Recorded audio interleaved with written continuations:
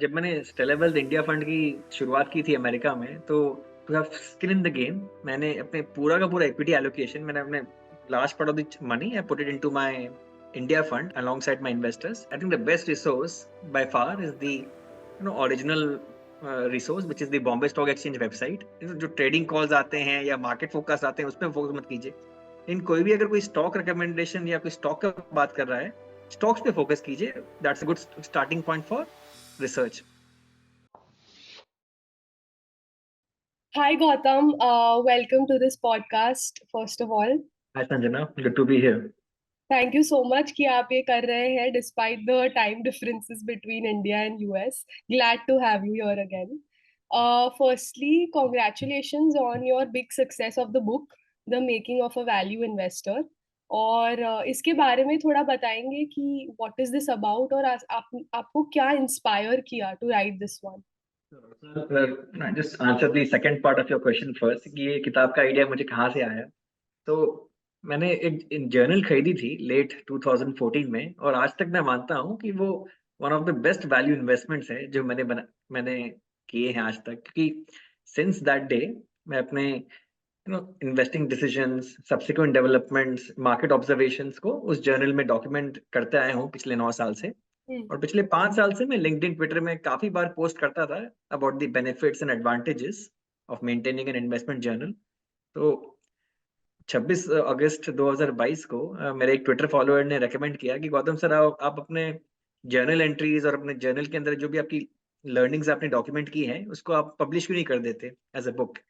तो मुझे वो आइडिया बहुत ही इंटरेस्टिंग और हेल्पफुल लगा, और बस कुछ हफ्तों बाद मैंने इस किताब पे काम की शुरुआत की. और इस किताब को टोटल कंप्लीट करने में मुझे 12 महीने का वक्त लगा.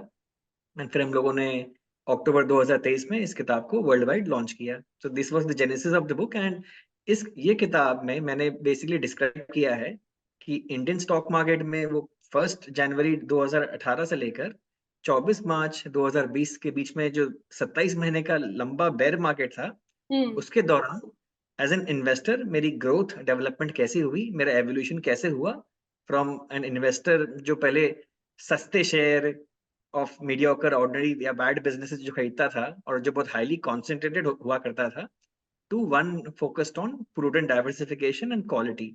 क्योंकि इन्वेस्टिंग की सबसे बड़ी सीख, सबसे बड़े लेसन्स एक बेयर मार्केट ही सिखा सकता है. और वो Yeah. सीख आपको जिंदगी भर आपके इन्वेस्टिंग करियर में मदद करती है. तो आशा है कि इस किताब की वजह से हजारों लोगों को उनकी इन्वेस्टिंग जर्नी में काफी मदद मिलेगी. ये काफी यूनिक है गौतम बिकॉज मैंने देखा है कि सारे इन्वेस्टर्स एक बुलिश मार्केट में ही एंटर करते हैं because they C those gains right in the market और वो दिखता है उन्हें रैली. काफी कम इन्वेस्टर्स है जो एक्चुअली बेयर मार्केट से सीख लेकर उसमें सक्सेस पाते हैं. तो दिस इज वेरी यूनिक. और इसमें क्या लेसन्स रहेंगे for retail investors and investors like me who have just ventured into the stock markets? बहुत सारी सीखें मिलेंगी. स्पेशली एक बेयर मार्केट में आपको किस टाइप का इन्वेस्टिंग अप्रोच अडॉप्ट करने की दरकार है, आपको किस टाइप की टेम्परमेंट और साइकोलॉजिकल मेकअप की दरकार है, और कैसे आप डटे रह सकते हैं बेयर मार्केट के दौरान भी और पैनिक नहीं करें. ये सारे बिहेवियरल एस्पेक्ट्स भी इस किताब से आपको सीखने मिलेंगे. Got it. तो आपकी जर्नी के थोड़ा शुरुआत में चलते हैं. आपने इन्वेस्टमेंट बैंकिंग किया, उसके बाद यू फाउंड योर कॉलिंग कि आपको पब्लिक मार्केट्स में ज्यादा इंटरेस्ट है. तो ये ट्रांजिशन कैसे हुआ, आप एक बार टाइमलाइन के साथ हमें बताएंगे? जरूर. मेरी पैदाइश कलकत्ते में हुई थी 1983 में. हमारे परिवार में मेरे माँ बाप और मेरे 2 बड़ी बहनें और एक बड़े भाई हैं. मैं सबसे चारों बच्चों में सबसे छोटा मैं ही हूँ. And I come from a Marwari family, Marwari background. और जैसे आप जानते हो कि हम इंडिया में मारवाड़ीज एंड गुजरातीज के खून में ही बिजनेस होता है. तो basically bye the time I turned a teenager, उसी समय से बिजनेस एंटरप्रेन्योरशिप में काफी इंटरेस्ट था. और ये मैं काफी आश्चर्यचकित रहता था कि जैसे ही एक बिजनेस के लिए एक बिजनेस एक सर्टेन साइज में पहुंच जाए, एक फाउंडेशन अच्छा एस्टेब्लिश हो जाए, उसके बाद बिजनेस के मालिक बिजनेस के लिए काम नहीं करते थे, बिजनेस उनके लिए काम करता था. तो basically it's all about the business working for you 24/7. And that was very interesting for me to C.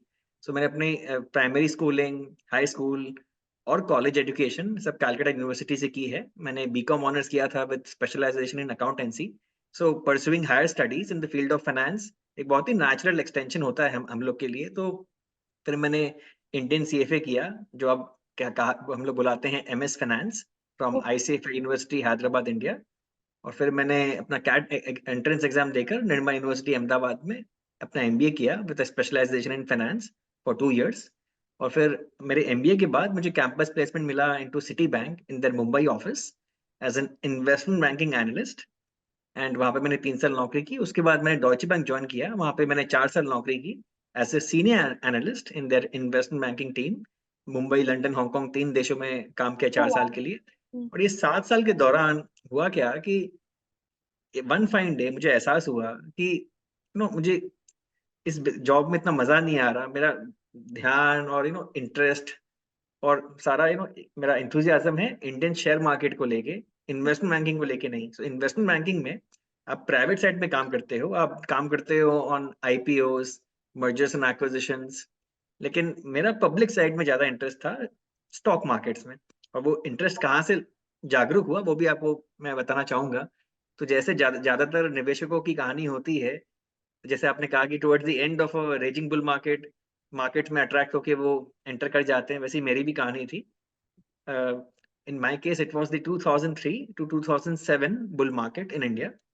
Okay. मुझे अभी भी याद है, मैंने दिसंबर 2007 में एक म्यूचुअल फंड में इन्वेस्ट किया था, Reliance power sector mutual fund. और उसके अगले महीने जनवरी 2008 में मैंने अपना पहला स्टॉक खरीदा था, इस्पात स्टील। क्योंकि ये दोनों इन्वेस्टमेंट्स, पावर एंड स्टील, जो बहुत हॉट एंड फैंसी सेक्टर्स थे उस समय के, उसमें मौजूद थे और इनके प्राइसेस बहुत तेजी से बढ़ रहे थे। तो अच्छा। रिसेंसी एंड विविडनेस बायसेस की वजह से मैंने इनके वैल्यूएशंस, अंडरलाइंग बिजनेस मॉडल्स या ग्रोथ प्रोस्पेक्ट्स कुछ ध्यान नहीं दिया। मुझे बस लगा कि ये बढ़ते जा रहे हैं तो ये बस बढ़ते ही जाएंगे। इतना हाँ। ऐसे उस समय पैसे लगाए थे मैंने इतने लापरवाही से, and ultimately I paid the price for that. अगले 18 महीने में ये दोनों इन्वेस्टमेंट 70-80% गिर गए और मुझे स्टॉक मार्केट में सक्सेसफुल एंट्री मिल गया bye paying my tuition fees. तो ऐसी मेरी Yeah. शुरुआत हुई थी शेयर मार्केट में। लेकिन ये इनिशियल खराब तजुर्बे के बावजूद मेरा इंटरेस्ट और इंथुजियाज्म बहुत हाई रहता था शेयर मार्केट को लेकर। तो अगले 6 साल तक मैंने काफी बार शेयर्स खरीदे बेचे, लेकिन कोई अच्छा गेन्स बन नहीं रहा था। और मैं हमेशा हैरान रहता था कि मैं एमबीए इन फाइनेंस हूँ, मैं ये मैंने इंटरनेशनल सीएफए भी कंप्लीट कर लिया है, इंडियन सीएफए भी कंप्लीट कर लिया है, तब भी ऐसा क्या क्या है कि मैं शेयर मार्केट में पैसा बना नहीं पा रहा हूँ। हम्म। तो फिर लेट 2013 में I got to learn about the investing greats from the west, like Warren Buffett, Charlie Munger, Phil Fisher, Peter Lynch etcetera. उनकी किताबें पढ़ना मैंने शुरू की। वहां से मेरा ट्रू सेंस में वैल्यू इन्वेस्टिंग का जर्नी एक्चुअली शुरू हुआ वहां से। Now I was very clear कि भाई मुझे अब इन्वेस्टमेंट बैंकिंग में नौकरी नहीं करनी है, मुझे स्टॉक मार्केट साइड में कोई नौकरी चाहिए, चाहे वो अमेरिकन मार्केट हो या इंडियन मार्केट हो, लेकिन मुझे स्टॉक मार्केट साइड में ही काम करना है। मैं इतना ज्यादा कीन था फॉर अ करियर शिफ्ट कि मई 2015 में मैं अमेरिका शिफ्ट कर गया। My relative who lives in the US, he sponsored my green card and I went there without any job in hand. And Oh. मुझे लगता था कि क्योंकि मैं सीएफए चार्टर होल्डर हूँ, तो और इस डिग्री की काफी अहमियत है स्टॉक मार्केट फील्ड में जॉब्स के नजरिए से, तो मुझे लगा मुझे आराम से नौकरी मिल जाएगी। लेकिन जैसे आप जानते हो, जो लोग अपनी खुद की डेस्टिनी बनाने को निकलते हैं उनके लिए काफी संघर्ष रहता है, लाइफ इतनी इजी नहीं रहती है। तो पहले 6 महीने में मैंने 3 स्टॉक मार्केट जॉब इंटरव्यूज दी और तीनों में रिजेक्ट हो गया अमेरिका में। एट द सेम टाइम मैंने जो भी पैसे लाए थे इंडिया से अमेरिका में, वो खत्म होने के ऑलमोस्ट आने वाले थे। और मैं एक भी स्टॉक अपने पर्सनल पोर्टफोलियो से जो इंडिया में था, उसमें से एक भी स्टॉक बेचना नहीं चाहता था, क्योंकि मैं कंपाउंडिंग के प्रोसेस को इंटरप्ट नहीं करना चाहता था। तो हम्म। अपना अमेरिका में खर्चे निकालने के लिए मैंने सैन फ्रांसिस्को में एक होटल था, 4 पॉइंट्स बाय शेरेटन, वहां पे मैंने एक फ्रंट डेस्क क्लर्क की नौकरी ले ली, जहाँ पे मैं ग्रेवयार्ड शिफ्ट में काम करता था, Oh. रात के 11 बजे से सुबह 7 बजे तक। और वो नौकरी मैंने 15 महीने तक की। नाउ इवन दो मेरे लिए ये इंटेलेक्चुअली, कल्चरली, इमोशनली बहुत डिफिकल्ट था, लेकिन आज जब मैं उस समय को वापस याद करता हूँ, मैं काफी शुक्रगुजार हूँ, क्योंकि उसी समय उस 15 महीने के दौरान ही मुझे फाइनली अपने busy hectic job schedule of investment banking के बाद, 7 साल के बाद, मुझे फाइनली वक्त मिला अपने लिए to read and learn. And hotel में रात के 11 बजे से सुबह 7 बजे के बीच में पेस ऑफ वर्क काफी धीमा रहता था, और मैंने ये उस फ्री टाइम का पूरा फायदा उठाया by educating myself and reading all the blog articles on blogs like सफल निवेशक, माइक्रोकैप क्लब, fundoprofessor.com, basicinvesting.com, जानव वर्डप्रेस करके एक बहुत बढ़िया ब्लॉग है, वो उसके सारे आर्टिकल्स पढ़े। एंड उस 15 महीने के दौरान मैंने I spend hundreds of hours educating my self. And फिर एक ऐसा वक्त आया जब मैं रियलाइज किया अपनी जिंदगी में the power of compounding knowledge in action. Now before I proceed further, इस वक्त में आप लोग सबके साथ for a few minutes discuss करना चाहूंगा the power of passion, because ये बहुत जरूरी है लोगों को समझना कि पैशन और जज्बे में कितनी ताकत होती है। मुझे अभी भी याद है वो 15 महीने के दौरान हर रात को मैं कम से कम 3 stock market job application online भरा करता था। तो अगर आप सिंपल मैथ करें, वो 15 महीने के दौरान मैंने 1300 जॉब एप्लीकेशन भरे थे, 1300 job application for the just trying to get a foothold into the stock market.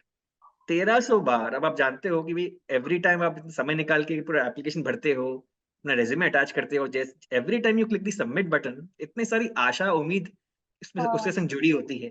तो 1300 बार रिजेक्शन पाने के बाद भी आप कैसे लगे रह सकते हो, कैसे डटे रह सकते हो, वो तभी मुमकिन है ना जब आप एकदम सुपर पैशनेट और डेडिकेटेड हो about what you want to do in life. तो आई वाज वेरी क्लियर, मुझे शेयर मार्केट में जॉब करना है, मुझे कम पैसे भी चलेंगे लेकिन मुझे इसी लाइन में काम करना है। आई was very clear. Now compounding, ठीक है, ये आपको आपके ऊपर अपना जादू और आप इसका पावर तब आपको कॉन्फर करेगा, तब आपको देगा जब आपका पेशेंस कन्विक्शन एब्सोल्युटली टेस्ट हो जाएगा टू द वेरी हिल्ट। उसके बाद ही कंपाउंडिंग का मैजिक शुरू होता है। And luck, chance, serendipity and randomness, ये 4 चीजें ने मेरी जिंदगी में काफी अहम रोल प्ले किया है। और मैं एक एग्जांपल के संग इसको भी दर्शाता हूँ आप सबके सामने। नवंबर 2016 में during the course of my routine online job search, मैंने लिंक्डइन में एक क्विक अप्लाई बटन दबा दिया on a stock market job, and that too for a senior role in an investment firm. And wonder of wonders, मुझे उस job के लिए interview call भी आ गया, even though I had zero formal stock market job experience, तब भी मुझे उस इंटरव्यू के लिए बुला लिया गया। एंड अब इस समय in my life I realise the power of compounding knowledge in action, because इसके पहले के 15 महीनों में वो जो हंड्रेड्स ऑफ आवर्स मैंने जो डिवोट किए थे to educating myself on investing by reading all those blogs, अब मेरा इंटेलेक्चुअल फाउंडेशन काफी मजबूत हो गया था इन्वेस्टिंग क्षेत्र में। एंड देखिए, ये बेसिकली सेल्फ कॉन्फिडेंस आता है बॉडी लैंग्वेज, और बॉडी लैंग्वेज में कॉन्फिडेंस आता है जब आपके पास नॉलेज हो, राइट। तो अब मेरे पास नॉलेज था, और इस बार मेरा ज्यादा confident approach and well educated background की वजह से इन इन्वेस्टिंग फील्ड, इस बार मैंने अपने इंटरव्यू के तीनों राउंड्स सक्सेसफुली क्लियर कर ली, और मुझे पोर्टफोलियो मैनेजर की नौकरी मिली with Summit Global Investments, mutual fund focused on the American stock market. ये कंपनी सॉल्ट लेक सिटी में बेस्ड है in America. And it was like a dream come true for me, because मैंने कभी सपने भी में भी सोचा नहीं था कि मुझे सीधा पोर्टफोलियो मैनेजर की नौकरी मिल जाएगी। मुझे लग रहा था कि शायद मैं एक जूनियर एनालिस्ट, फिर 3 साल बाद एनालिस्ट, उसके 3 साल बाद सीनियर एनालिस्ट, उसके 3 साल बाद असिस्टेंट पोर्टफोलियो मैनेजर, और फाइनली उसके और 3 साल बाद पोर्टफोलियो मैनेजर के डेजिग्नेशन तक पहुंचूंगा। मुझे लग रहा था 14-15 साल तो लग ही जाएंगे इस वहां तक पहुंचने के लिए, और ये चमत्कार से कुछ कम था नहीं मेरे लिए। और अगले 4.5 साल तक I followed a very frugal lifestyle. मैंने काफी पैसे बचाए, वो पैसों को इंडियन शेयर मार्केट में इन्वेस्ट किया, उसके भी बहुत तेजी से बढ़त हुई। And by July 2021 I had saved enough money to basically quit my job and venture out on my own. तो फिर मैंने इंडिया में सेबी को अप्लाई किया for FPI license, foreign portfolio investor license. और फिर Stellar Wealth partners India fund की incorporation हुई उसके 1 साल बाद। In July 2022, we opened our fund to the public in America. ये US citizens and green card holders के लिए अवेलेबल है अमेरिका में। और फिर 3 अक्टूबर 2022 को हमने अपनी इंडिया फंड की शुरुआत की। एंड शुरुआत एंड उसके 3-4 महीने बाद ही मार्केट में काफी अच्छा तेजी का माहौल फिर शुरू हो गया। Basically from 1 April 2023 the market, Indian markets have really been on a very strong run, तो इसलिए उससे भी काफी अच्छा हमें बूस्ट मिला है। एंड कोई भी इंसान जिसको एक फंड शुरू करना है, उसको हमेशा कोशिश करना चाहिए कि बेयर मार्केट में आप फंड शुरू कीजिए, क्योंकि आपको स्टार्टिंग वैल्यूएशंस भी रीजनेबल मिल जाते हैं। Now American citizens and green card holders के लिए तो इंडिया फंड मैंने खोल लिया था, लेकिन काफी लोग मेरी फर्स्ट किताब द जॉयज ऑफ कंपाउंडिंग पढ़ने के बाद मुझे लगते थे कि सर आपने अमेरिकन सिटीजंस एंड वहाँ के रेसिडेंट्स के लिए तो अपना इंडिया फंड खोल लिया, पर हमें भी आपकी इन्वेस्टमेंट फिलोसफी एक्सेस करनी है। तो to be regulatorily compliant and to offer the investment philosophy of Stellar Wealth, हमने पार्टनरशिप की पिछले साल with Complete Circle Wealth Solutions in Delhi, India. They are a SEBI registered PMS house and I joined them as an equity advisor on their investment committee. और फिर हमने Complete Circle से Stellar Wealth PMS product की launch की कुछ 6 महीने पहले। और उसमें भी शुरुआत अच्छी हुई है। तो बेसिकली अब वो पीएमएस कैटर करता है एनआरआईज और डोमेस्टिक इंडियन रेसिडेंट्स को, और यहाँ पे इंडिया फंड कैटर करता है to US citizens and US green card holders. तो this was a brief summary of my journey. Wow Gautam, it was quite interesting, काफी रोलर कोस्टर जर्नी रही है आपकी, and it was quite an interesting journey that you had. Just out of curiosity मुझे ये जानना है कि आपका, बिकॉज आप यूएस में बेस्ड है और आप इंडियन इक्विटीज में इन्वेस्ट करते हैं, आपका एक रूटीन कैसे रहता है? बिकॉज आपका टाइम डिफरेंस भी काफी है, तो what is like your routine? How does your day look like? Well, there is no set routine as such, and that is what I love about my life right now कि भाई कोई set routine है नहीं। जिस दिन अच्छा। आपको alarm clock से जगना नहीं पड़े, उस समय आप समझ जाओ कि आपकी लाइफ बहुत सही हो गई है, बहुत अच्छी हो गई है। हाँ, तो ये कोई डिसिप्लिन हो सेट रूटीन गई। होता है, एंड प्लस एंड क्योंकि मैं रात को बेसिकली इंडियन मार्केट यहाँ खुलता है पौने 11 बजे local time here in Atlanta. And मेरे लिए एक तरह से अच्छा है क्योंकि मैं बस अपने ऑर्डर्स जो प्लेस करने हैं विद द ब्रोकर, वो प्लेस करके आराम से I can go to sleep. By the time I wake up in the morning, orders normally execute पूरे हो जाते हैं, then I can finally start my research work away from all the noise. क्योंकि जब market open रहता है, इतना ज्यादा एड्रेलिन रश रहता है उस समय लोगों के बीच में के अंदर कि उस समय गलतियां काफी हो सकती हैं। तो इसलिए उस समय अच्छा ही है कि मैं मार्केट इंडियन मार्केट से उस समय दूर रहता हूँ, because it allows me to be calm and focused. So then in the morning, after all the morning, basically getting ready and just starting work, once I start the work, then I can do my research in a very calm and smooth manner. तो इसलिए I think staying away from the noise as much as possible ये बहुत जरूरी है, and I think ये मुझे काफी एक तरह से मदद कर रहा है to just have a good long term perspective. Make sense, make sense.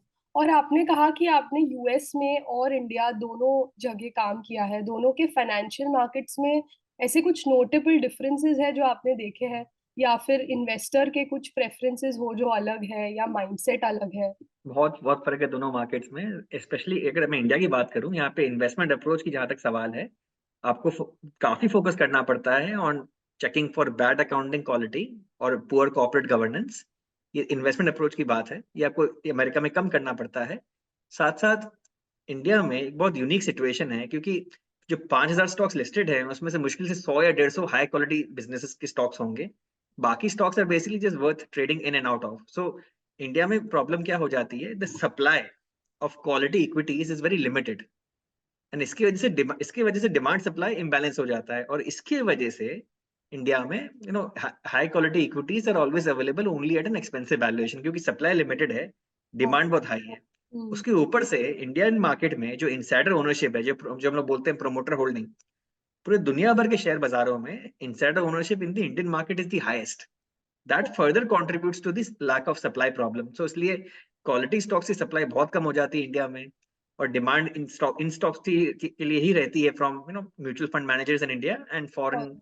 Institutional investors abroad. तो इसीलिए ये स्टॉक्स इतने महंगे ट्रेड करते हैं इंडिया में 70 टीपी मल्टीपल्स में। ये सेम क्वालिटी के स्टॉक्स अमेरिकन बाजार में आपको मिल जाएंगे 20-25 पी में, लेकिन इंडिया में आपको मिलेंगे 70 टीपी में। इसका वजह यही है, डिमांड सप्लाई इम्बैलेंस। और ये बहुत सारे फॉरेन इंस्टीट्यूशनल इन्वेस्टर्स जो इंडियन मार्केट्स में ज्यादा तजुर्बेकार नहीं है, उनको ही समझ में नहीं आता कि क्यों हो रहा है। लेकिन हम्म। क्योंकि लेकिन जो लोग इंडियन मार्केट में 15-16 साल या ज्यादा से इन्वेस्ट कर रहे हैं, उनको ये ग्राउंड रियलिटी अच्छे से पता है। तो अच्छा निवेशक वो होता है जो रियलिटी को जैसा रियलिटी है उसको एक्सेप्ट करता है। ये नहीं कि रियलिटी ऐसा होना चाहिए या काश ऐसा होता, नहीं। You have to face reality as it is, not as you hope for it to be. या और आप जैसे मुझे जितनी जानकारी है, आप लॉन्ग टर्म और एक वैल्यू ओरिएंटेड अप्रोच फॉलो करते हैं जब आप स्टॉक्स में इन्वेस्ट करते हैं। तो आप ग्रोथ और वैल्यू, ये दो अलग अप्रोचेस है, इन दोनों को कैसे डिफाइन करेंगे in terms of Indian stocks, और इन दोनों में डिफरेंसेस क्या है for our audience to understand? पहले मैं डिफरेंस समझा देता हूँ। अभी ट्रेडिशनल जो जो हम लोग जनरली डिफाइन करते हैं वैल्यू एंड ग्रोथ को, जनरली वैल्यू स्टॉक्स को हम लोग उन स्टॉक्स को बोलते हैं जिनके पी मल्टीपल्स या प्राइस टू बुक मल्टीपल्स या enterprise value to EBITDA multiple बहुत कम होते हैं, हम्म, सस्ते वैल्यूएशन जिनके हो। एंड ग्रोथ स्टॉक्स बेसिकली हम उन स्टॉक्स को डिफाइन करते हैं जो महंगे वैल्यूएशन में लेकिन जिनकी टॉप लाइन और प्रॉफिट्स काफी तेजी से ग्रो कर रही है। जनरली हम लोग ऐसे बोलते हैं, लेकिन जैसे मैंने making of a value investor किताब में लिखा है, rather than growth versus value, look for growth in value. This is important क्योंकि बिना ग्रोथ के एक स्टॉक बन जाता है आपके लिए वैल्यू ट्रैप।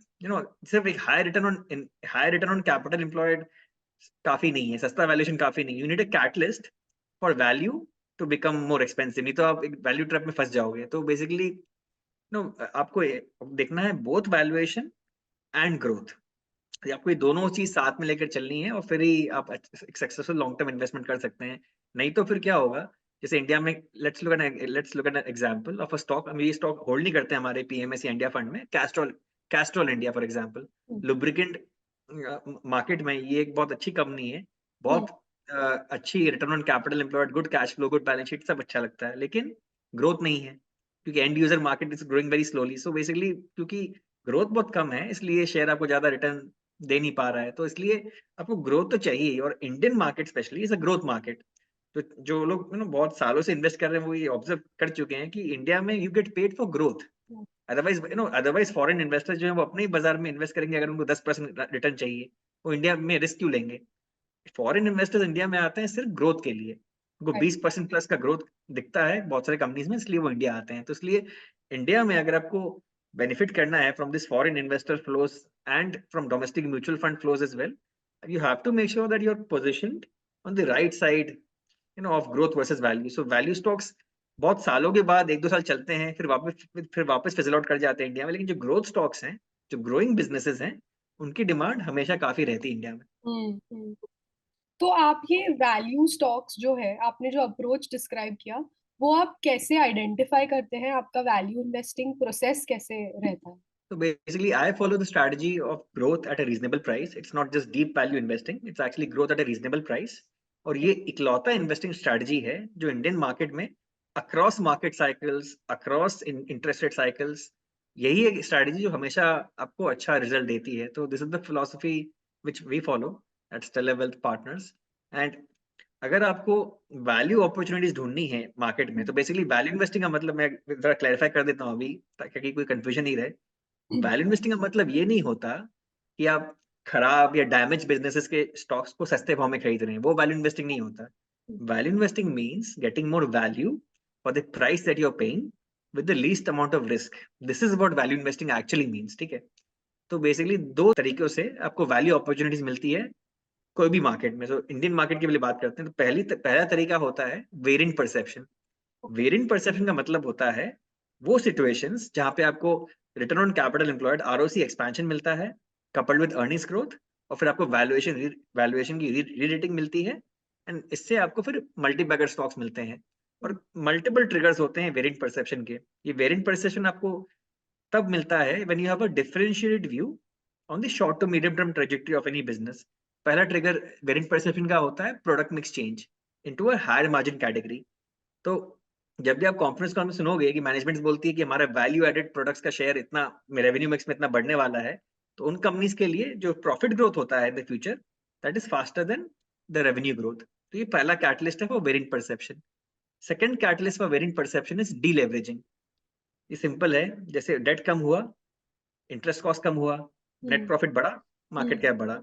ऑल्सो क्योंकि डेट कैपिटल एम्प्लॉयड का हिस्सा होता है, तो जैसे कैपिटल एम्प्लॉयड अगर डेट कम हुआ तो कैपिटल एम्प्लॉयड कम हुआ, तो आपका रिटर्न ऑन कैपिटल एम्प्लॉयड बढ़ गया, तो आपको वैल्यूएशन रेटिंग मिल गई। तो deleveraging is also another trigger for variant perception. Number 3, operating leverage. Operating leverage का मतलब, मान लीजिए इंडस्ट्री की अपसाइकिल शुरू होने वाली है, इंडस्ट्री में रिवाइवल आने वाला है और आपके पास काफी सारा अनयूटिलाइज कैपेसिटी है। हम्म, इन दैट केस ऑल्सो आपकी प्रॉफिट ग्रोथ आपकी रेवेन्यू ग्रोथ से कहीं तेजी से होती है। ओके, चौथा trigger for variant perception, industry cycle shift. एक उदाहरण देता हूं यहाँ पे, जून 2020 में residential real estate in India turned around after more than a decade. फिर अब आपने देखा होगा पिछले 3.5 साल में काफी सारे building material stocks multi bagger बन गए, और काफी सारे रियल एस्टेट डेवलपर्स के स्टॉक भी मल्टी बैगर बन गए क्योंकि इंडस्ट्री साइकिल शिफ्ट कर गया। पांचवा ट्रिगर वेरिएंट परसेप्शन का, regulatory change, positive regulatory change to be more specific. So वापस यहाँ उदाहरण देता हूँ आपको। मार्च 2022 में Reserve Bank of India RBI ने माइक्रो फाइनेंस इंडस्ट्री के लिए दो बड़े पॉजिटिव अनाउंसमेंट्स किए।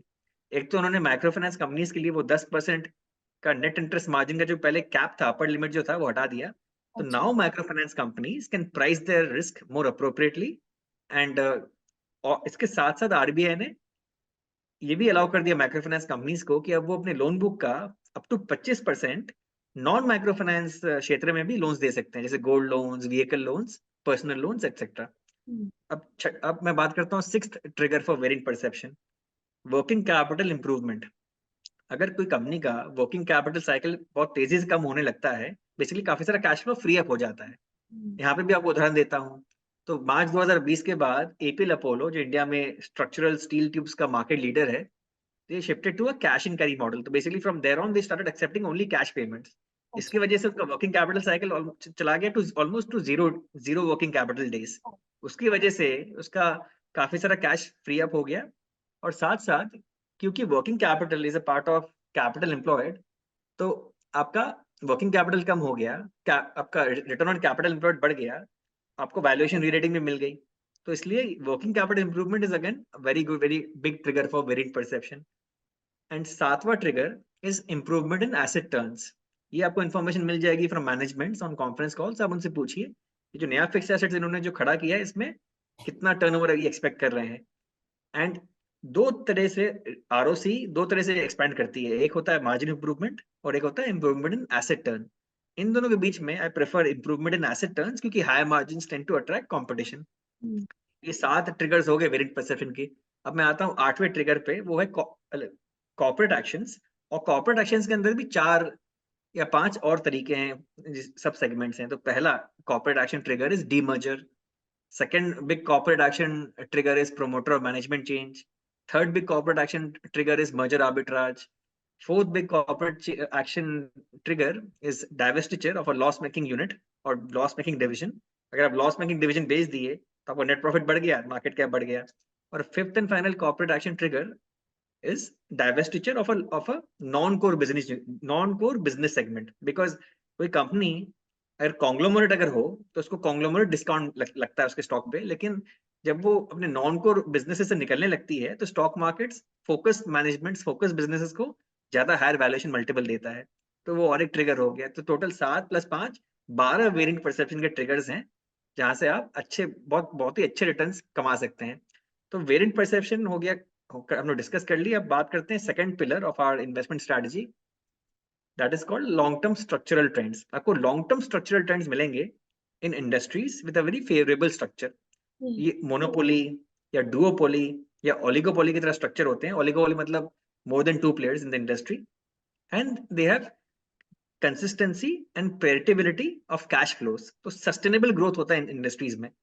इनके पास विजिबिलिटी फॉर मेनी इयर्स होता है, क्योंकि इनके पास लॉन्ग रनवे फॉर ग्रोथ होता है। और इन इंडस्ट्रीज में आपको वैल्यू माइग्रेशन भी दिखेगा। तो इंडिया में पिछले 30 साल से offline to online, public sector to private sector, unorganise to organise, ये वैल्यू माइग्रेशन चल रहा है। तो ये लॉन्ग टर्म स्ट्रक्चरल ट्रेंड्स में आपको वैल्यू माइग्रेशन भी काफी बार दिखेगा। और इंडिया में आज के दिन बहुत सारे स्ट्रक्चरल ग्रोथ प्लेस अवेलेबल हैं आपके पास। पहला कॉन्ट्रैक्ट मैन्युफैक्चरिंग। कॉन्ट्रैक्ट मैन्युफैक्चरिंग के अंदर CDMO, contract research and manufacturing services cramps, and EMS electronic manufacturing services. क्योंकि कॉन्ट्रैक्ट मैन्युफैक्चरिंग में इंडिया का काफी अच्छा प्रॉस्पेक्ट्स है, क्योंकि लो कॉस्ट मैन्युफैक्चरिंग हमारे डीएनए में होता है। हम्म। इसके अलावा speciality chemicals with critical application, housing finance, digital transformation, branded discretionary consumption, financialization of savings, renewable energy, which falls under energy transition. Multiple structural growth पे अवेलेबल है इंडियन शेयर मार्केट में, जहां पे आपको लॉन्ग टर्म कंपाउंडिंग मिलेगी। तो हम हमारे पीएमएस और इंडिया फंड पोर्टफोलियोज में ये कोशिश करते हैं कि 70 से 80%, 70 to 80% पोर्टफोलियो हो ये लॉन्ग टर्म स्ट्रक्चरल ट्रेंड्स में जो long term compounding they, and 20 से 30% पोर्टफोलियो हो वेरिएंट परसेप्शन प्लेस में, जिससे आप अपने क्लाइंट्स के लिए अल्फा जनरेट कर सकते हैं। तो ये इतने सारे तरीके हैं to identify good shorter term value opportunities as well as longer term value opportunities in the Indian market. So Gautam, do you follow ये पूरा जो आपने स्ट्रक्चर समझाया, आप इतने सारे पैरामीटर्स को ध्यान में रखते हुए एक स्टॉक पिक करते हैं, राइट? वाओ। करेक्ट। तो basically इसके बाहर और कोई तरीका है ही नहीं स्टॉक मार्केट से पैसा बनाने का। हाँ। I'll tell you the holy grail of investing right now, because ये बहुत जरूरी है लोगों को समझना। कि भाई शेयर मार्केट में पैसा बनता कैसे है, ठीक है। और मैं सबको हाईली इंकरेज करूंगा कि मोतीलाल ओसवाल की 23rd वेल्थ क्रिएशन स्टडी को पढ़िए। उसमें the holy grail of investing is laid down bare in front of you. Stock market में दो तरह की कंपनीज होते हैं, एक with low returns on capital employed hmm. और एक होते हैं companies with high returns on capital employed. जो कंपनीज का return on capital employed low है, उन कंपनीज के लिए सबसे मैक्सिमम डेल्टा, सबसे मैक्सिमम रेट ऑफ चेंज, सबसे मैक्सिमम इंट्रिंसिक वैल्यू क्रिएशन तब होता है जब वो कंपनीज फोकस करती हैं on improving there return on capital employed. तो ये आता है आपको, ये अपॉर्चुनिटीज आपको मिलती हैं वेरिएंट परसेप्शन के वो 12 तरीकों से। ऑन द अदर हैंड, जिन कंपनीज का return on capital employed already high है, which have got high ROC, उन कंपनीज के केस में the maximum delta, the maximum rate of change and the maximum intrinsic value creation takes place when those companies focus on improving the revenue growth. और ये आपको opportunities मिलती हैं under long term structural trends. अच्छा। तो ये दो ही तरीके हैं शेयर मार्केट में पैसा बनाने के, और कोई तरीका नहीं होता शेयर मार्केट में पैसा बनाने का। वाओ। सो ऑपरेटिंग मार्जिन, अपना मर्जर्स एंड एक्विजिशंस हो गया, and you also talked about deleveraging. पर अभी हम एक स्टेप पीछे चलेंगे, जैसे चार्ली मंगर है, वॉरेन बफे है, ये दो बड़े वैल्यू इन्वेस्टर्स हैं। तो ये लोग कौन से, मतलब एक पता है कि इन्वेस्टमेंट आइडिया का इंसेप्शन होता है, like you pick an idea from somewhere और फिर आप उस इंडस्ट्री पे बेट करते हैं, जैसे ग्रीन एनर्जी हो गया आज के टाइम पे। तो ये आप इंडस्ट्री आइडेंटिफाई कैसे करते हैं, मतलब एक स्टॉक आइडिया का इंसेप्शन होता कैसे है? देखिए, जब आप शेयर मार्केट में 24/7 24 घंटे एक्टिवली इसमें इसमें इसके अंदर हो ना, तो you are always aware of the latest trends and latest new developments in the world which is happening. क्योंकि इन्वेस्टिंग क्या होता है, investing is all about the future. A probabilistic bet, all investing is future investing, a probabilistic bet on what lies ahead. तो right. एक passionate investor वो होता है जो हमेशा आसपास ये ऑब्जर्व कर रहा है कि दुनिया किस तरफ जा रही है, किस दिशा में जा रही है, राइट। तो इसलिए आपको जैसे आज की, अगर मैं आज की बात करूं, अगर इंडिया की बात करूं, बहुत कुछ कुछ ट्रेंड्स एकदम क्लियर कट दिख रहे हैं, जैसे फाइनेंशियलाइजेशन ऑफ सेविंग्स, ठीक है। हम्म। जैसे जैसे फाइनेंशियल लिटरेसी बढ़ेगी because of various YouTube channels and social media, वैसे वैसे लोग बैंक्स, फिक्स डिपॉजिट्स और बैंक सेविंग्स अकाउंट से निकल कर कैपिटल मार्केट्स की तरफ आएंगे। तो फाइनेंशियलाइजेशन ऑफ सेविंग्स बहुत क्लियर ट्रेंड है। राइट। सिमिलरली रिन्यूएबल एनर्जी के लिए आप अखबारों में और ऑनलाइन न्यूज आउटलेट्स में पढ़ते हैं कि इंडिया ने एक सर्टेन टारगेट सेट किया है रिन्यूएबल एनर्जी के लिए। तो रिन्यूएबल एनर्जी भी एक बहुत लंबा आपको ट्रेंड मिल गया। इंडिया की पर कैपिटा इनकम आज के दिन $2,500 पर कैपिटा है। तो बहुत ही ऑब्वियस है कि जैसे जैसे ये पर कैपिटा इनकम बढ़ेगी, लोग जैसे जैसे लोग from basic sustenance once they move up the value chain to consuming branded products, तो branded discretionary consumption in various categories, चाहे ब्रांडेड कपड़े हो, ब्रांडेड अप्लायंसेस हो, या या लेजर ट्रैवल हो, बहुत सारे अलग अलग तरह के कंजम्पशन पैटर्न्स भी निकलेंगे। तो ये लॉन्ग टर्म ट्रेंड्स एक बार आपको समझ में आ गए, फिर आप उन उन इंडस्ट्रीज के अंदर कौन से लीडिंग प्लेयर्स हैं, कौन से वेल मैनेज प्लेयर्स हैं, उसके लिए आपके पास स्क्रीनिंग टूल्स हैं, लाइक तिजोरी फाइनेंस है, screener.in है। उनमें जाके आपको पूरा लिस्ट मिल जाएगा कंपनीज का, उनका हिस्टोरिकल ट्रैक रिकॉर्ड पता चल जाएगा पिछले 5-10 साल का। प्रमोटर होल्डिंग ओवर टाइम कम हो रही कि ज्यादा हो रही है, रिटर्न रेशियोज कैसे हैं, मार्जिन कैसे हैं, मार्जिन में स्टेबिलिटी है कि नहीं, and whether those businesses have created wealth for shareholders or not, have the management treated minority shareholders fairly or not in the past. You can get this information by going through the last 5 to 10 years of conference call transcripts and the annual reports as well. तो information का कोई कमी है नहीं आज की दुनिया में, आज के डिजिटल एज में। आपको बस सही चीजों, सही पैरामीटर्स को ऑब्जर्व करना है, सही चीजों पे ध्यान देना है, जैसे all this points which I mentioned उन पे ध्यान दीजिए, एंड बिग पिक्चर व्यू लेकर then you start drilling down to the individual stocks and individual companies. आपको और भी बहुत सारे अच्छे प्लेटफॉर्म्स है, जैसे वैल्यू पिकर बहुत अच्छा फोरम है इन्वेस्टिंग आइडियाज के लिए। मल्टीपैक करके एक सोशल इन्वेस्टिंग प्लेटफॉर्म है, वहां पे भी काफी सारे अच्छे इन्वेस्टिंग आइडियाज डिस्कस होते हैं। इसके अलावा व्हाट्सएप ग्रुप, इन्वेस्टिंग ग्रुप्स हैं, टेलीग्राम चैनल्स हैं, ट्विटर पे इतने सारे स्टॉक के ऊपर थ्रेड्स आ जाते हैं। या। आपको पढ़ना सब कुछ है, ऑब्जर्व सब कुछ करना है, लेकिन अल्टीमेटली फैसला आपको लेना है, इतना ही बस है। एंड ये अच्छा फैसला लेने का जो एबिलिटी है, hmm. This is what we call pattern recognition.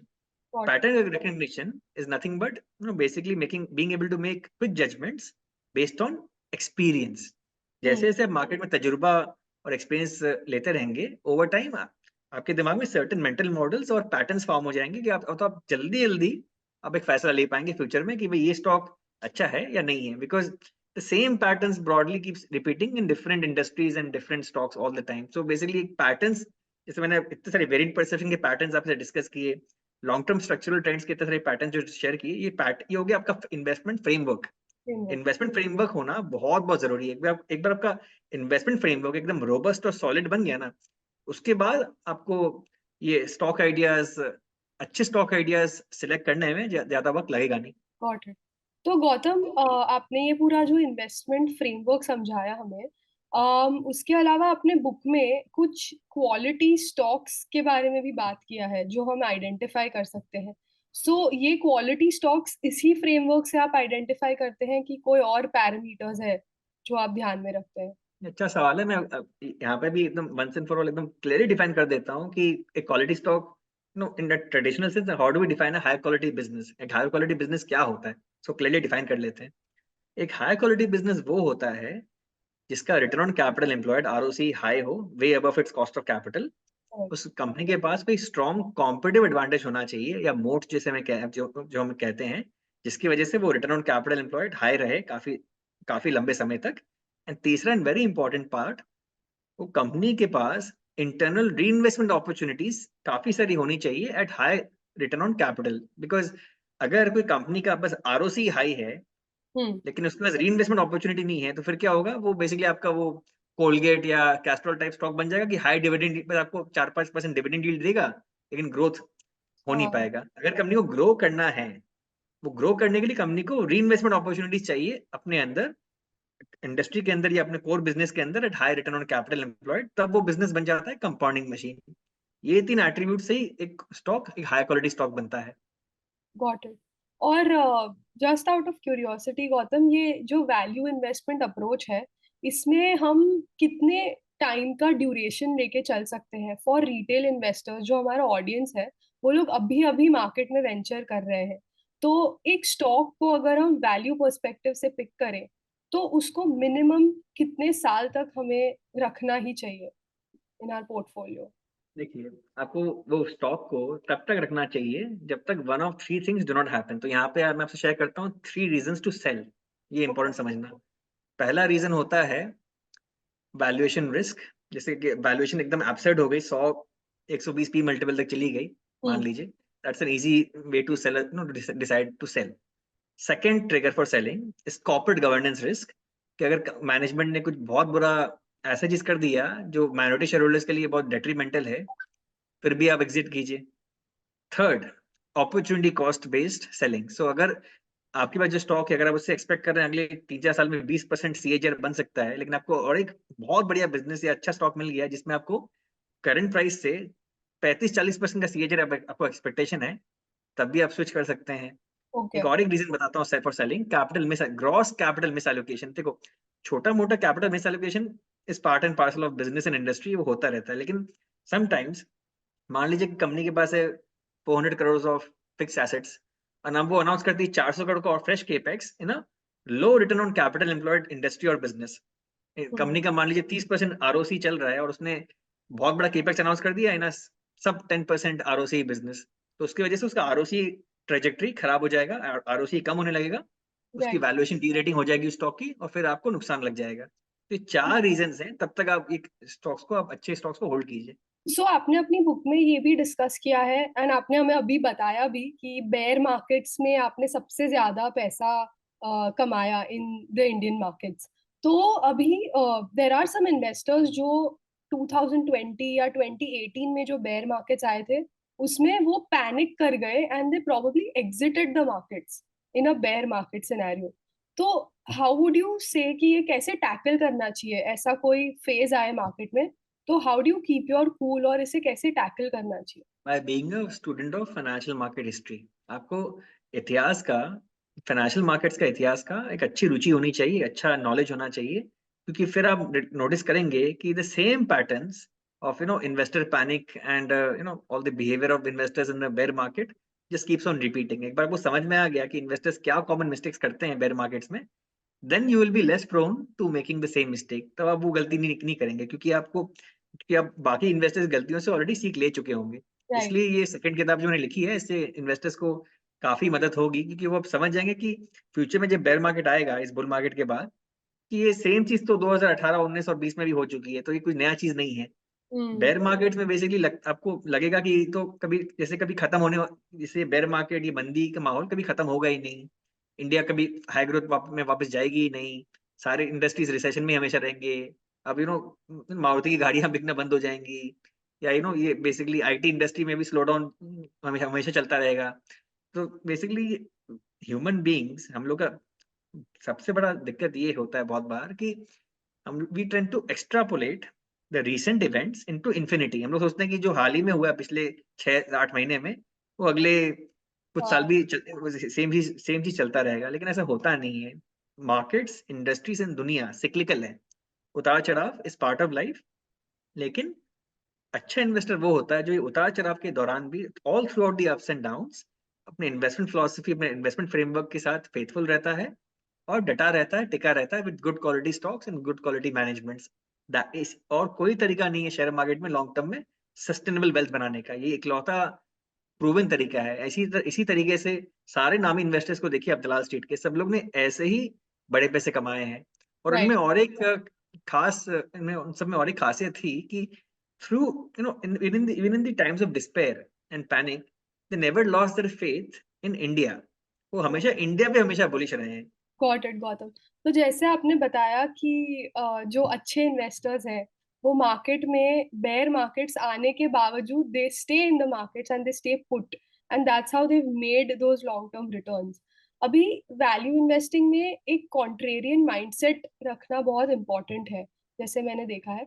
तो how do you maintain this contrarian mindset, और क्या आप एक इंस्टेंस शेयर कर सकते हैं जब आपने एक स्टॉक पिक किया and that you cleared out the noise in front of you और आपने वो mindset बने रखा, और एक instance where that mindset actually did not fructify? Right, so basically देखिए, कॉन्ट्रेरियन माइंडसेट और गोइंग अगेंस्ट द क्राउड, ये आपको बेसिकली तभी मुमकिन होगा आपके लिए if you are actually basing your decisions on facts. अगर आप फैक्चुअल रीजनिंग के हिसाब से शेयर में इन्वेस्ट करते हैं, तभी आप कॉन्ट्रेरियन अप्रोच से अच्छे पैसे बना सकते हैं, क्योंकि आपको not only contrarian, you also have to be right. Right. It's not just going against the crowd for the sake of it. आपको आपकी रीजनिंग, आपकी एनालिसिस भी सही होनी जरूरी है, राइट। तो मैं आपको एक एग्जांपल देता हूँ अपने पर्सनल इन्वेस्टिंग जर्नी से। तो जून 2020 में, after the bear market had ended, I invested in a stock called Raj Ratan Global Wire। ये स्टॉक एक ऑटो एंसिलरी कंपनी है जो टायर कंपनीज के लिए बीड वायर बनाती है, which is a critical input in the tyre manufacturing process. ये stock available था at a P multiple of only 5 times, और कंपनी ने बहुत बड़ी कैपेसिटी एक्सपेंशन भी की थी। लेकिन क्योंकि पूरी ऑटो इंडस्ट्री 2018 के बाद, एनबीएफसी क्राइसिस के बाद, काफी बड़ी डाउन साइकिल में आ गई थी, इसलिए इन्वेस्टर्स का अटेंशन ऑटो इंडस्ट्री और ऑटो इंडस्ट्री के स्टॉक्स पे था ही नहीं। Hmm. इसलिए स्टॉक इतने सस्ते भाव में आपको मिल रहा था। लेकिन जैसे ही कैपेसिटी एक्सपेंशन की वजह से अर्निंग्स ग्रोथ आनी शुरू हुई और ऑटो साइकिल में रिवाइवल आया, अगले 2 साल में ये स्टॉक 20 गुना बढ़ गया। It became my first ever 20 bagger, which I've Oh, written about in my second book as well। So valuation re-rating and cheap starting valuations are a key ingredient of multi-bagger stocks। ये contrarian approach से ही आप ले सके ना, क्योंकि जब मैंने stock खरीदा तब भी इंडस्ट्री डाउन साइकिल में थी। तो जब आप इंडस्ट्री डाउन साइकिल में ऐसे स्टॉक्स खरीदते हो, this is how you practice deep value investing. इसमें आपको बस 2-3 चीजों का ध्यान रखना है। एक तो आपको बस देखना है कंपनी का बैलेंस शीट की डेट कम हो, और फिर उसका ऑपरेटिंग कैश फ्लो देखना है कि whether the company can comfortably sustain for the next few years, in case the down cycle persists for a longer time। Once those basic checks are done, उसके बाद आप शांति से होल्ड कीजिए, क्योंकि like I said, markets and industries are cyclical. जैसी cycle घूमेगी, तो आपका हो सकता है पहले 2 साल कुछ पैसा नहीं बनाया, फिर तीसरे साल में सीधा स्टॉक 10 गुना हो जाएगा। ऐसा भी बहुत बार होता है। hmm. तो पेशेंस, अगर आपको कॉन्ट्रेरियन डीप पहले इन्वेस्टिंग करनी है, तो पेशेंस इज क्रिटिकल। आपको पेशेंस बहुत रखना पड़ेगा, that's very important. The other example of stock जहाँ पे मैंने सस्ते भाव पे लिया, लेकिन वो उसमें नुकसान तब भी लग गया, वो जो स्टॉक कॉल्ड बंधन बैंक। तो बेसिकली इसके बारे में भी मैंने किताब में मेंशन किया है कि मुझे लगता था कि स्टॉक का प्राइस गिरते जा रहा है, तो इट्स बिकमिंग मोर चीपर, और खरीद लेते हैं। लेकिन it turned out to be a very bad decision and I made a big loss on that particular company। तो like I mentioned, आपका basically contract investing में आप you also have to be right, so it's not that easy to practice in real life। Yeah, definitely it must not be easy, तो इस value investing का पूरा जो there are lessons that are written by many famous investors, जैसे आपने बताया कि आप एक ब्लॉग रीड करते थे बाय सफल निवेशक, तो ऐसे कौन से रिसोर्सेज हैं जो एमेच्योर इन्वेस्टर्स को पढ़ने चाहिए on daily basis to keep with the market और सारे ट्रेंड्स के साथ, you know, to be in constant touch with the trends and be aware of the market trends also? कुछ ऐसे रिसोर्सेज आप सजेस्ट कर सकते हैं? रिसोर्सेज तो बहुत सारे हैं। आई think the best resource by far is the original resource which is the Bombay stock exchange website. Website पे जाके आप सारे कॉर्पोरेट अनाउंसमेंट्स गो थ्रू कर सकते हैं। और अगर आपको सारे corporate announcements daily go through नहीं करने हैं, तो फिर आप कुछ subscription newsletters like R30 newsletter, जो आपको हर दिन के BSE कॉर्पोरेट अनाउंसमेंट्स के जो मेन अनाउंसमेंट्स है वो समरी आपको ईमेल कर देंगे। या फिर you can also subscribe to something like the Wrap newsletter, जो हर हफ्ते आपको पूरे हफ्ते भर के बड़े-बड़े कॉर्पोरेट अनाउंसमेंट्स इंपॉर्टेंट वाले जो भी हैं, वो आपके ईमेल में आ जाएँगे। I am not affiliated to any of these 2 services, but these are just tools to help speed up your या एनालिसिस। इसके अलावा आप मैनेजमेंट इंटरव्यूज़ जैसे CNBC, NDTV Profit, ET Now, Zee Business, अलग-अलग चैनल्स के मार्केट एक्सपर्ट्स को ignore कीजिए, उनको उन पे मत ध्यान दीजिए, आप फोकस कीजिए on stock, on the management interviews, उन पे फोकस कीजिए। That's very very important. जो ट्रेडिंग कॉल्स आते हैं या मार्केट फोकस आते हैं, उसपे फोकस मत कीजिए। लेकिन कोई भी अगर कोई स्टॉक रिकमेंडेशन या कोई स्टॉक का बात कर रहा है, स्टॉक्स पे फोकस कीजिए। That's a good starting point for research. And apart from this, like I mentioned earlier also, value picker है, मल्टीपाई फोरम है, उसके अलावा WhatsApp groups, Telegram channels, Twitter में भी आपको सारे अपडेट्स मिल जाते हैं आजकल, तो मार्केट में क्या या चल रहा है। तो इनफ रिसोर्सेज हैं to keep yourself updated on the markets. Right. तो गौतम, एक क्वेश्चन है आपके लिए कि आप अपना पर्सनल इन्वेस्टमेंट पोर्टफोलियो कैसे हैंडल करते हैं and how is it different from your public fund? और आप क्या आप इसमें कुछ अलग रिस्क लेते हैं? आप ट्रेडिंग करते हैं अपने पर्सनल इन्वेस्टमेंट पोर्टफोलियो में? अच्छा सवाल है। देखिए, जब मैंने स्टेलर वेल्थ इंडिया फंड की शुरुआत की थी अमेरिका में, तो to have skin in the game, मैंने अपने पूरा का पूरा इक्विटी एलोकेशन, मैंने अपने पूरा जो भी मेरा पर्सनल पोर्टफोलियो था उसको बेचकर सारा last part of the money I put it into my India fund alongside my investors. एक हेज फंड एक पूल्ड इन्वेस्टमेंट व्हीकल होता है, जिसमें एक सिंगल डीमैट अकाउंट के अंदर सारे इन्वेस्टर्स का पैसा जाता है और वो कोमिंगल्ड फॉर्म में इन्वेस्ट होता है। तो आज के दिन मेरे इंडिया फंड के बाहर मेरा कहीं और इक्विटी इन्वेस्टमेंट्स किया हुआ नहीं है। लेकिन before I started my India fund, मैं काफी कॉन्सेंट्रेटेड बेट्स लेता था, काफी हाई रिस्क स्टॉक्स में इन्वेस्ट करता था, micro caps, small caps, deep cyclicals, commodities. And उस समय उस समय हाई रिस्क लेता था। लेकिन जब आप पब्लिक मनी मैनेज करते हो ना, आपको prudent diversification across industries and risk factors, trading volume, liquidity of the stock in question, उस पर ध्यान भी देना पड़ता है, and quality of the underlying business and quality of the management भी काफी ध्यान देना पड़ता है। ये हम्म। 3 इंपॉर्टेंट पॉइंट्स हैं जो आपको हमेशा ध्यान रखना पड़ेगा when you are a public fund manager.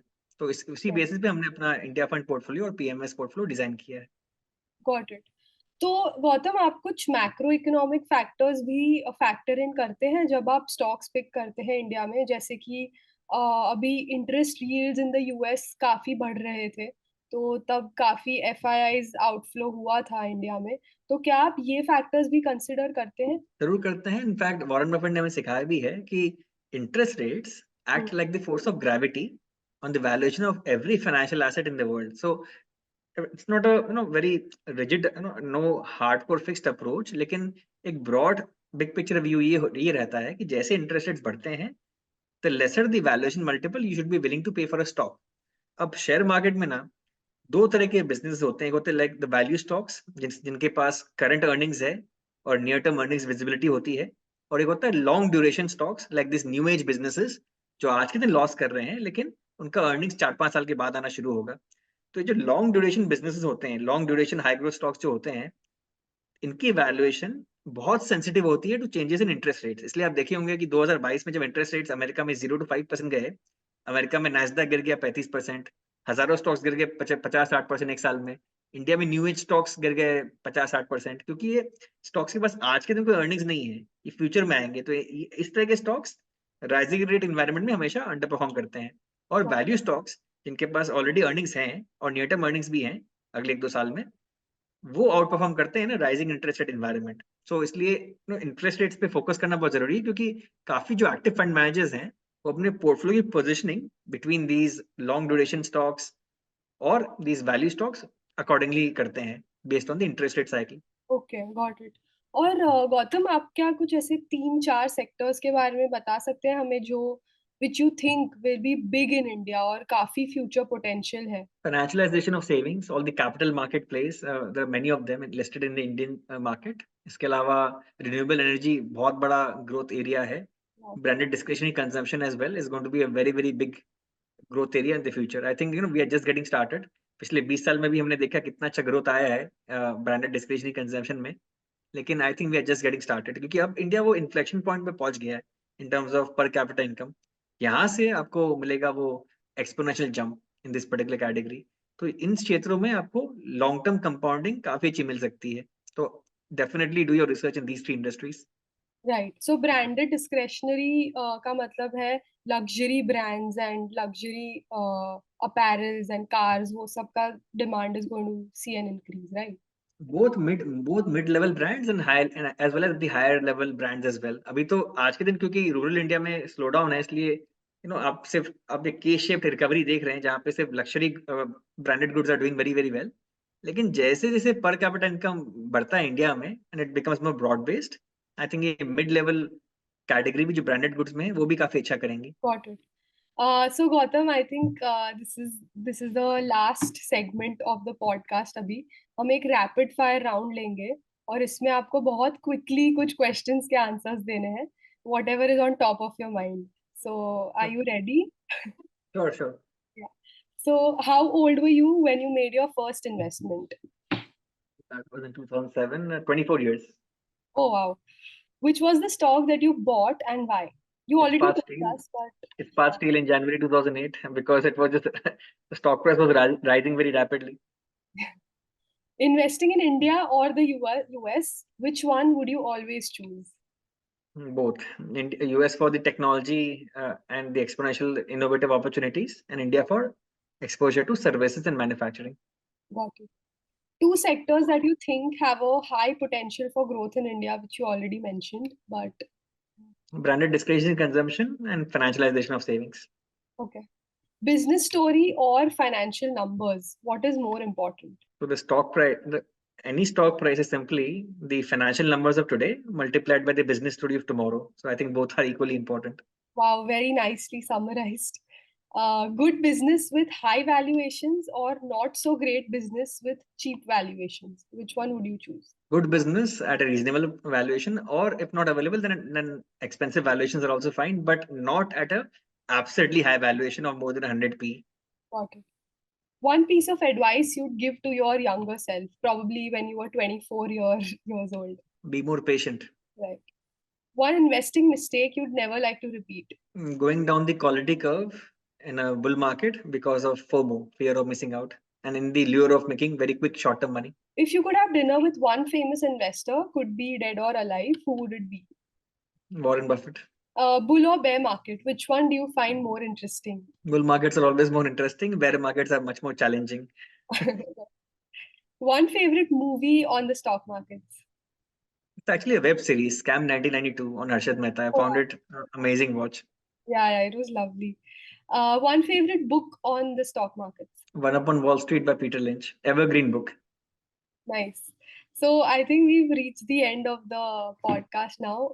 Thank you so much, Gautam, for doing this. I hope you had a good time doing this with us. Yes, it was fun, Sanjana। Thank you for the opportunity।